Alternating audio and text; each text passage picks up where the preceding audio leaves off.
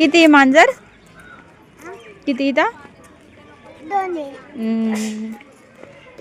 Hi hello नमस्कार, मी राणी. आजच्या व्हिडिओमध्ये मी तुमचं अगदी मनापासून स्वागत करते. आजचा दिवस तुम्हाला खूप छान जावो ही स्वामी महाराजांच्या चरणी प्रार्थना. दिवसाची सुरुवात मस्त अशी छान झाली आहे. छान असे एकदम पॉझिटिव्ह विचार घेऊन, काहीतरी नवी उमेद असं काहीसं घेऊन आजच्या दिवसाची मी छान प्रकारे सुरुवात केली. आजचा दिवसच तसाही स्पेशल आहे. स्पेशल काय आहे तो म्हणजे माझा बर्थडे. तर माझ्यासाठी स्पेशल असणारच ना. तर तुम्ही रिलेट अगदी करू शकता की आपला स्वतःचा बर्थडे असल्यास आपण स्वतःलाच किती स्पेशल समजतो. बर्थडेच्या दिवशी काही असो वा नसो, कुठे जाणं असो वा नसो, घरी असले तरीही मला असं एखाद्या छानशा मंदिरात जायला फार आवडतं. आणि मी दर बर्थडेला असं माझं ठरलेलं असतं, मी नक्की एक ना एक काहीतरी मंदिर असं एक्सप्लोअर करत असते. मला छान असं पॉझिटिव्ह आणि प्रसन्न वाटतं. आणि आजूबाजूला माझ्या खूप सारी अशी प्रेमळ माणसं आहेत, ज्यांनी खूप छान छान मला असं विशही केले. आता थोडंसं फ्रेंड सर्कल कमी झाले, पण माझी जी नातेवाईक आहेत, माझी जी जवळची माणसं आहेत, त्यांनी छान प्रकारे मला छान असं विश केलं आणि माझा बड्डेमध्ये अजून थोडासा माझा स्पेशल बनवलं.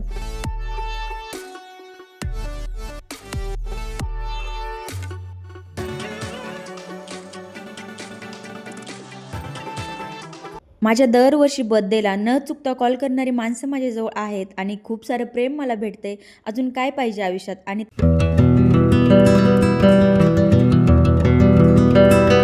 सकाळीच लवकर आवरून आम्ही नारायणपूरचं दर्शनही घेऊन आलो होतो. त्यानंतर घरी आलो, थोडं फ्रेशनअप वगैरे झालो आणि त्यानंतर मग आवरून लगेच आम्ही रामदऱ्या इकडेही जाण्यासाठी निघालो. आता हे मी सगळ्यात पहिलं आधी मी पहिल्यांदाच अनुभवते आणि मी फक्त हे बघितलं होतं, पण खरंच तिथे गेल्याच्या नंतर कळलं की खरंच फार छान सुंदर मंदिर. चिंचेचं झाड आहे, वाक वाक डक आहे का इकडे मायरा?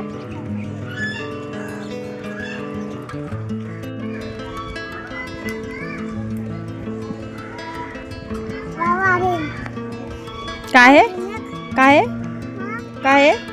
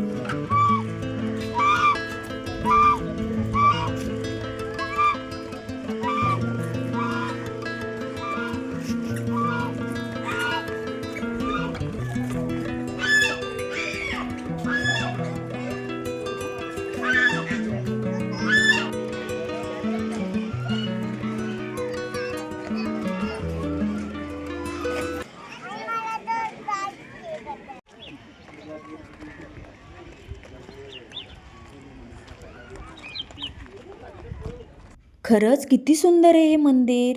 मी फक्त व्हिडिओमध्ये आणि फोटोमध्येच बघितलं होतं, पण जेव्हा साक्षात आणि प्रत्यक्षात बघितलं ना, खरंच माझे डोळे भारावून गेले. कोणी तुमच्यापैकी बऱ्याच जणांनी बघितलंही असेल. मी तर पहिल्यांदा बघितलं आणि मला फार छान वाटलं तिथे. असं म्हणतात तिथे साक्षात श्री प्रभू रामचंद्र वास्तव्यास होते. नको नको हात नको नको बाबू, चावेल. चला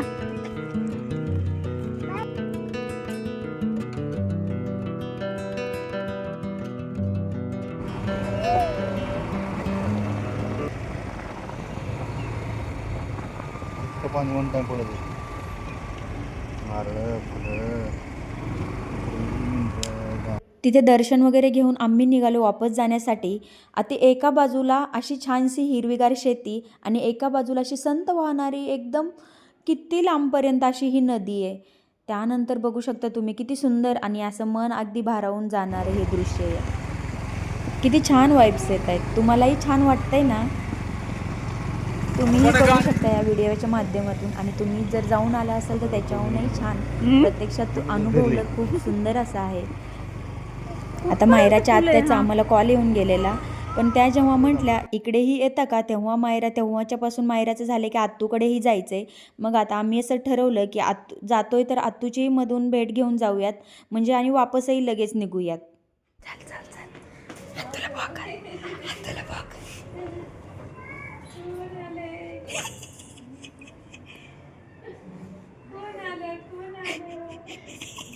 चल सँडल काढ, चल ती पिशवी घे.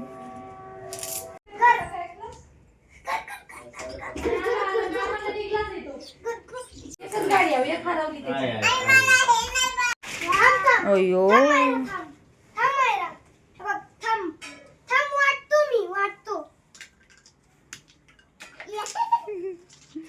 मग काय, मायराला तर खूप आनंद झालेला. मस्त असा चहा एन्जॉय केला आणि मस्त अशा गप्पा वगैरे झाल्या आणि मायरा फार आनंदी होती आत्तूला भेटून. त्यांनी आमच्यासाठी मस्त असा डाळबाटीचा प्लॅन केलेला, कारण की आम्हाला वापसही जायचं होतं. त्यामुळे त्या म्हटले की आता मस्त अशी डाळबाटी बनवते आणि मी हो हां आहे आहे.